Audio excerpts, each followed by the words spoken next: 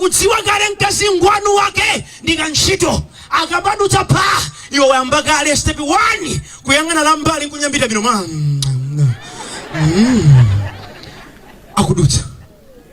ndi manena mawu walephera kumuzindikira amene amabwera kutsogolo wakudutsa ndi ukuchita kutembenuka uzindikira chiyani kumbuyo kuyesetsa kuti gahena sakuphonye ukampeze ndithu mkantchito kufika po mayankhula zininga za mchalichi okuti losisepini mankonda sindzatuluka mmenemu tamvetserani koma tidapanga zinthu zonena kuti tiyesetse nthawi zina kukhala mu uchimo kuona mayi wanu wake kumpatsa moni wachi ekeresia mayi muli bwanji anthu mayi to ali apo mwachilongosoko bambo ali pano oona nkumati awawa akambirana za nzeru koma akukamba apa pasi tikhoza kusamalani za soya aruzapa taziti apa za soya mkazi mmodzi sizimukwana ngati mungafuna kudya nawo tiuzeni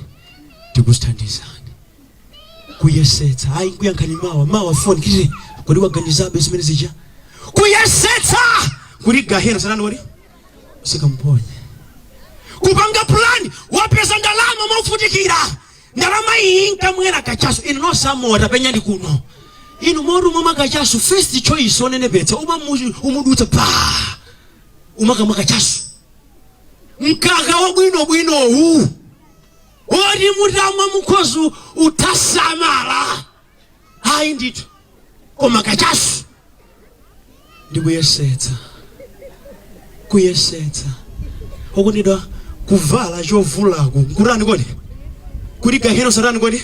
usakamphonye mabodza achitikawa kuyesetsa kubandalama zaboma kuchitikaku nkuyesetsa kuti gahenayi nkaloweko ndithu